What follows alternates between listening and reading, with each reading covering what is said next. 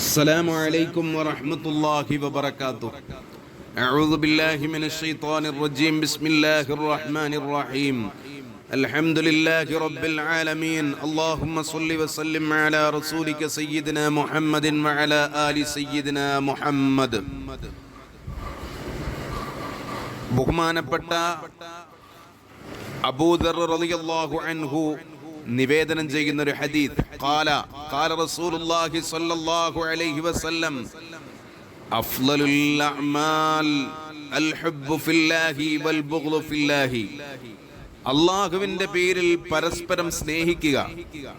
നമ്മൾ ഒരാളെ സ്നേഹിക്കുന്നത് അത് റബ്ബിന്റെ പേരിലാവുക. വൽ ബുഗ്ളു ഫില്ലാഹ്, ഒരാളോട് നമ്മൾ ദേഷ്യമുണ്ടെങ്കിൽ ആ ദേഷ്യപ്പെടുന്നത് അല്ലാഹുവിന്റെ പേരിലുള്ള ദേഷ്യമാവുക. ഇതാണ് ഏറ്റവും ശ്രേഷ്ഠമായ അമല് എന്ന് സയ്യിദുനാ മുഹമ്മദുർ റസൂലുള്ളാഹി സ്വല്ലല്ലാഹു അലൈഹി വസല്ലം. അത് മറ്റൊരു ഹദീസിലൂടെ റസൂലുള്ളാഹി പറയുന്നത് നോക്കൂ. ഖാല റസൂലുള്ളാഹി സ്വല്ലല്ലാഹു അലൈഹി വസല്ലം മൻ അഹബ്ബ ലില്ലാഹി വ അബ്ഗള ലില്ലാഹി വ അതാ ലില്ലാഹി വ മനഅ ലില്ലാഹി ഫഖദ് ഇസ്തക്മലൽ ഈമാൻ. അല്ലാഹുവിന്റെ ഹബീബായ റസൂലുള്ളാഹി സ്വല്ലല്ലാഹു അലൈഹി വസല്ലം നിങ്ങൾ പറയുന്നു, ആരെങ്കിലും അല്ലാഹുവിന് വേണ്ടി പരസ്പരം സ്നേഹിച്ചാൽ, അല്ലാഹുവിന് വേണ്ടി സ്നേഹിച്ചാൽ, അല്ലാഹുവിന് വേണ്ടി ദേഷ്യപ്പെട്ടാൽ, അല്ലാഹുവിന് വേണ്ടി നൽകുന്ന സാധനം അത് പടച്ച റബ്ബിന് വേണ്ടി നൽകിയാൽ, അല്ലാഹുവിന് വേണ്ടി നൽകാതിരിക്കുകയും ചെയ്താൽ ഫഖദ് ഇസ്തക്മലൽ ഈമാൻ, അവന്റെ വിശ്വാസം പൂർണ്ണമായിരിക്കുന്നു എന്ന് സയ്യിദുനാ റസൂലുള്ളാഹി.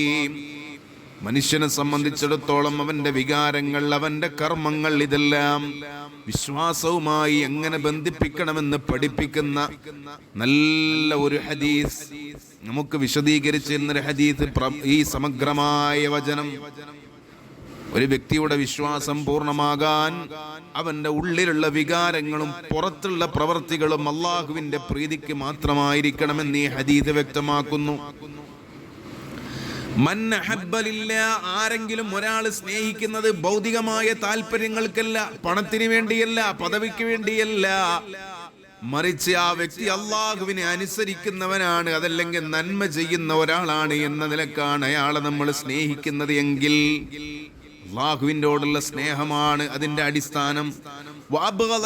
അല്ലാഹുവിന് വേണ്ടി വെറുക്കുന്നു. എന്തിന്? വ്യക്തിപരമായ ശത്രുതയല്ല, എന്തെങ്കിലും കാര്യങ്ങൾ ശത്രുത കൊണ്ടല്ല, അസൂയ കൊണ്ടല്ല, വംശീയമായ വിദ്വേഷം കൊണ്ടല്ല, അങ്ങനെയുള്ളൊരു വെറുപ്പല്ല, മറിച്ച് അല്ലാഹുവിന്റെ കാര്യത്തിൽ അന്യായമായും അവൻ നിരോധിച്ച കാര്യങ്ങൾ ചെയ്യുക, തിന്മയുമായി ഇടപഴകുക, ഇങ്ങനെയുള്ള കാര്യങ്ങളുമായിട്ട് നീങ്ങുന്നവർ, അത്തരക്കാരോട് അല്ലാഹുവിന്റെ പ്രീതി ആഗ്രഹിച്ച ഒരാൾ വെറുപ്പ് പുലർത്തിയാൽ, അതേപോലെ തന്നെ എന്തെങ്കിലും ദാനധർമ്മങ്ങൾ നൽകുന്നത്, മറ്റുള്ളവരെ സഹായിക്കുന്നത് ജനങ്ങളെ പ്രശംസിക്കാനല്ല, അഹങ്കരിക്കാനല്ല, വേറൊന്നിനും വേണ്ടിയല്ല, അല്ലാഹുവിന്റെ പ്രീതി മാത്രം കാംക്ഷിച്ചുകൊണ്ടാണ് അത് ചെയ്യുന്നതെങ്കിൽ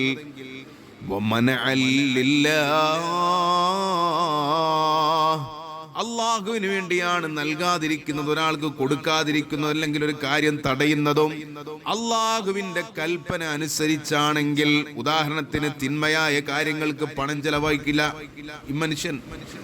വേറെന്തെങ്കിലും ഹറാമായ കാര്യങ്ങളാണോ പണം കൊടുക്കൂല, ഹറാമായ കാര്യങ്ങളിലേക്ക് ചെലവഴിക്കുന്നതിനാണോ പണം കൊടുക്കൂല. എന്നാലോ അല്ലാഹു വിലക്കാത്ത കാര്യങ്ങൾക്ക് കൊടുക്കും, വിലക്കിയ കാര്യങ്ങൾക്ക് കൊടുക്കൂല. ഇങ്ങനെ അല്ലാഹുവിന് വേണ്ടി അല്ലാഹുവിന്റെ പ്രീതി ആഗ്രഹിച്ച് നൽകാതിരിക്കുകയും ചെയ്താൽ ഫഖദ് ഇസ്തക്മലൽ ഈമാൻ, അവന്റെ ഈമാൻ സമ്പൂർണമായി എന്ന് സയ്യിദുനാ മുഹമ്മദുർ റസൂലുള്ളാഹി സ്വല്ലല്ലാഹു അലൈഹി വസല്ലം. ഇനി മറ്റൊരു ഹദീസ് നോക്കുമാ. ഖതബനാ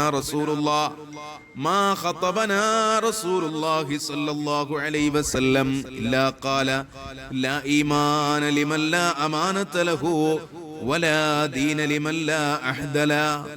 എന്താണ് അല്ലാഹുവിന്റെ റസൂല് പറയുന്നു സല്ലല്ലാഹു അലൈഹി വസല്ലം? നബി സല്ലല്ലാഹു അലൈഹി വസല്ലം തങ്ങൾ എപ്പം പ്രസംഗിക്കും, ഏത് സമയത്തും അധികവും ഞങ്ങളോട് പറയും.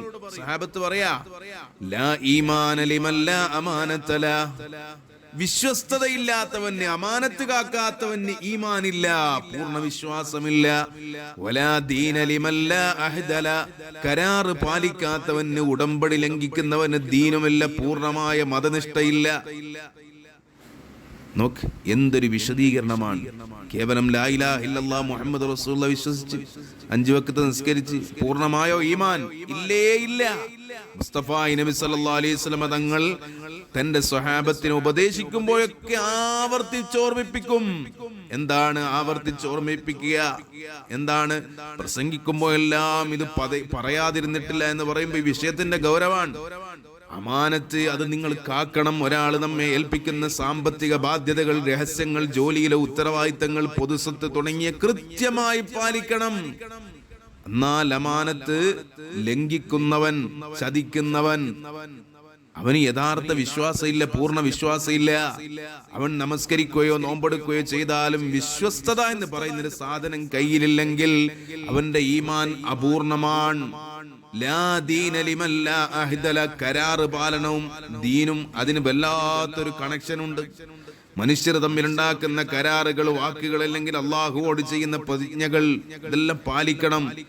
വാക്ക് ലംഘിക്കുകയും കരാറുകൾ കാറ്റിൽ പറത്തുകയും ചെയ്യുന്നവന് മതം അനുശാസിക്കുന്ന പൂർണ്ണമായ ജീവിത വിശുദ്ധിയോ ധാർമ്മികതയോ ഇല്ലെന്ന് ഈ ഹദീസ് നമുക്ക് പഠിപ്പിച്ചു തരികയാണ്. കേവലം നമസ്കാരം, നോമ്പ് തുടങ്ങിയ ബാഹ്യമായ ആരാധനകൾ ചെയ്യുന്നതോടൊപ്പം തന്നെ തനിക്ക് ലഭിക്കുന്ന ഉത്തരവാദിത്തങ്ങൾ വിശ്വസ്തത പുലർത്തുന്നില്ലെങ്കിൽ അവന് ഈമാനില്ല. പിന്നെന്ത് വേണം വിശ്വസ്തത പുലർത്തുക? കൊടുക്കുന്ന വാഗ്ദാനങ്ങളും കരാറുകളും പാലിക്കുക. ഇതൊക്കെ ചെയ്യുമ്പോഴാണ് യഥാർത്ഥ വിശ്വാസിയായി അവൻ മാറുന്നത്. അല്ലാഹു സുബ്ഹാനഹു വ തആല അത്തരം വിശ്വാസികളിൽ നമ്മെ എല്ലാം ഉൾപ്പെടുത്തുമാറാവട്ടെ. ആമീൻ ബിറഹ്മതിക യാ അർഹമർ റഹീമീൻ.